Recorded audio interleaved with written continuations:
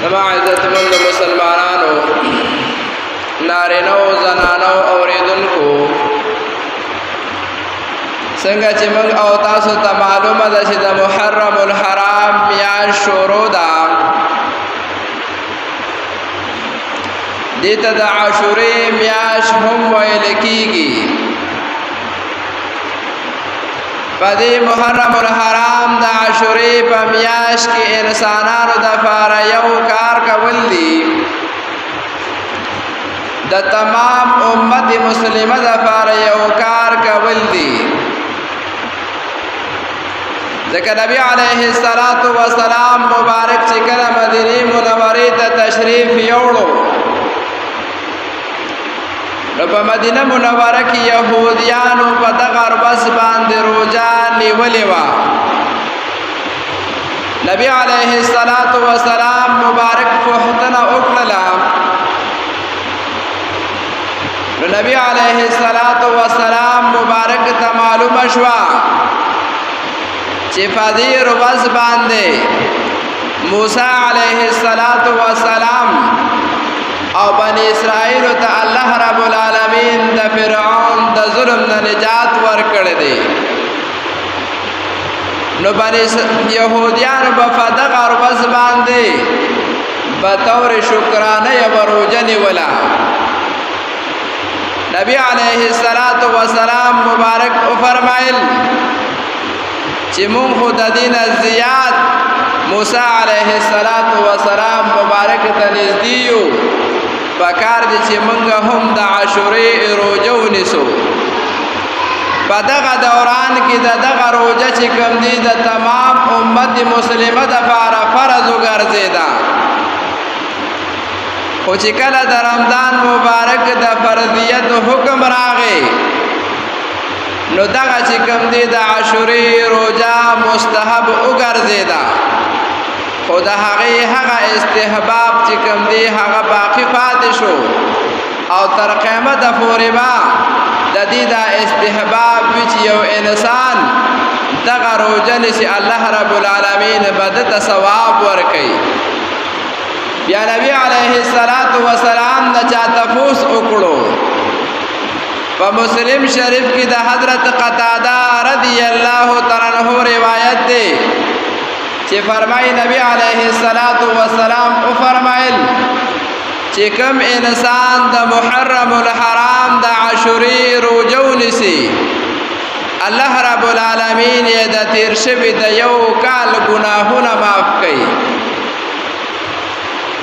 او په دغه ځای کې بیا علماو لیکلي چې د دې ګناه نه ګناه صغیره مراد ده ګناه صغیره چې انسان نه څومره صادر شوی وي په یو کال کې الله رب العالمین د دې انسان ګناه صغیره معاف کوي او ګناه کبیره به د دې انسان په توبې سره معاف کیږي نو زما عزتمندو په دغه ورځ په لسم د عاشورې باندې روژه نیول بیا نبی علیه السلام مبارک وفرمایل چې موږ کله د عاشورې روژه نیسو نو د دې سره به د نهم تاریخ روژه پیوست کوو ځکه چې زموږ او د یهودیانو په منځ کې مشابهت رانشي نو نبی علیه السلام مبارک وفرمایل حضرت ابن عباس رضی اللہ تعالی عنہ روایت دی چې نبی علیه السلام مبارک او فرمایل کرا روان کال لز جمدی فاتشم نو زه به د عاشورې روژه نیسم خو نبی علیه السلام مبارک د دنیا نه تشریف وړی د الله رب العالمین شان د نبی علیه السلام د دنیا نه تللی خو د هغې نه بعد تمام امت مسلمه په دغه ورځ باندې روژه نیول دا دې ته د استحباب یو حکم پاتې شو خو دویم نمبر چې کوم انسان د عاشورې لسم د محرم روژه نیسي نو دا انسان به د دې سره یو روژه پیوست کوي لسم د عاشورې چې کوم دی هغه د حالي ورځ راځي سبانه چې کوم ورځ ده دا د محرم الحرام لسم تاریخ دی په دغه ورځ باندې د انسان د فارس نیک اعمال پکار دی چې انسان په دغه ورځ باندې نیک اعمال وکړي کم انسان چې د عاشورې په لسم تاریخ د محرم الحرام په لسم تاریخ باندې سلور رکعات نفل منځو کې هغه په داسې طریقه باندې وکړي چې سورۃ فاتحه اوې فرکات کې د سورۃ فاتحه نه بعد 50 کرته سورۃ اخلاص قل هو الله احد اوې پسلور وانو رکعاتو کې چې انسان 50 کرته سورۃ اخلاص اوې نو د دې انسان د تیر شوی 50 کالو گناهونه به الله رب العالمین معاف کړي او دراتلون کې به هم د دې انسان د 50 کالو گناهونه معاف شي په لسم د محرم باندې چې کوم انسان په دې نیت باندې غسل وکړي چیرې د محرم الحرام ورځ ده لسم تاریخ د محرم دی زما په وجود کې چې څومره بیماری دي الله رب العالمین دا بیماری ختم کړي نو د دې انسان په وجود کې چې څومره بیماری وي الله رب العالمین به هغه بیماری هم ختم کړي په دغه ورځ چې کوم انسان په سترګو کې رانجه واچي د دې انسان د سترګو چې کوم مرض وي الله رب العالمین به دغه مرض د دې انسان ختم کړي په دغه ورځ باندې یو انسان د یو مؤمن مسلمان بیمار کورسه تفوس دلال شي د الله رب العالمین د رضا دپاره داسې شوه چې د ټول امت مسلمه تفوس وکړو په دغه ورځ باندې چې کوم انسان د یو یتیم ماشوم په سر باندې لاس راکاږي د دې انسان د لاس د لاندې چې کوم ویښته راشي الله رب العالمین به دې انسان ته دغه درجات په جنت کې ورکوي په دغه ورځ باندې چې یو انسان یو مؤمن مسلمان ته خوراک ورکړي نو داسې شوه چې د ټول امت مسلمه موړ کړو زما عزتمندو لسم د محرم الحمدلله زمونږ او ستاسو په ژوند کې الله رب العالمین راوستو چې هغه سبانۍ ورځ ده په دغه ورځ باندې دا ټول اعمال د مؤمن مسلمان دپاره پکار دي آخري خبره پکې دا ده چې په دغه ورځ باندې انسان په خپله باندې په خپل اهل و عیال باندې په خپل اولاد باندې ښکلې خوراک وکړي الله رب العالمین به تمام کال د دې انسان رزق فراخه کړي دا دومره مبارکه ورځ ده حضرت آدم علیه السلام چې الله رب العالمین دنیا ته راوستو په دغه ورځ د عاشورې په ورځ باندې د حضرت آدم علیه السلام توبه الله رب العالمین قبول کړې ده حضرت ادریس علیه السلام ته الله رب العالمین په دې ورځ باندې اوچته مرتبه ورکړې ده حضرت نوح علیه السلام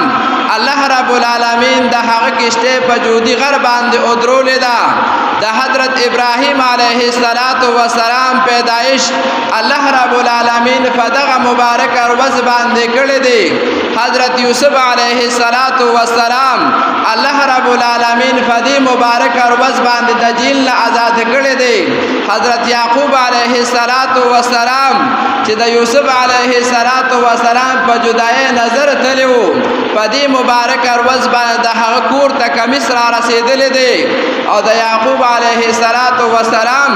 په سترګو کې هغه نظر واپس راغلی دی حضرت یونس علیه السلام الله رب العالمین د کب د خېټې نه په دې ورځ باندې اوښکې دی حضرت موسی علیه السلام او بني اسرائیل په دې ورځ باندې الله رب العالمین ورته د فرعون د ظلم نه نجات ورکړی دی حضرت عیسی علیه السلام الله رب العالمین په دې ورځ باندې پیدا کړی دی او په دې مبارک ورځ باندې الله رب العالمین اسمانونو ته جوړ دی حضرت عائشہ رضی اللہ تعالی عنہا مبارک فرمائی چې د مکی معظمه خلکو با پدی مبارک ورځ باندې د خانه کعبه علاب بدلولو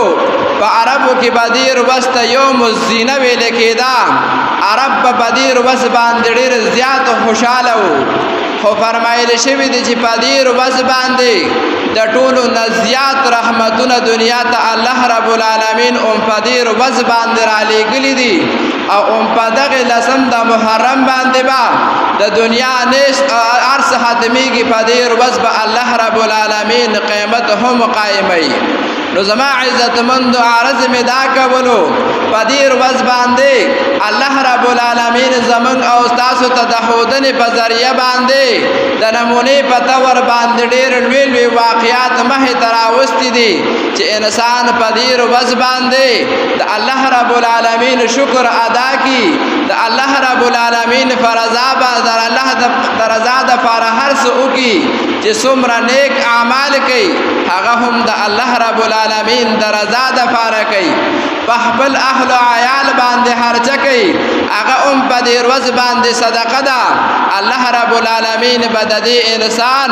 د ټول کال رزق فراخ کړي. په دې ورځ باندې د یتیم خلکو سره مدد کول، په دې ورځ باندې د الله په نوم باندې ورکړه کول، د ښودنې په خیال باندې نه چې زمونږ او ستاسو دپاره د پکړ ذریعه ګرځي. زما عزتمندو ډېره مبارکه ورځ ده چې الله رب العالمین زمونږ او ستاسو په جون کې راوستله.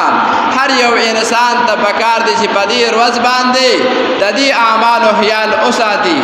الله رب العالمین دې په دې د عمل کولو توفیق را نصیب کړي.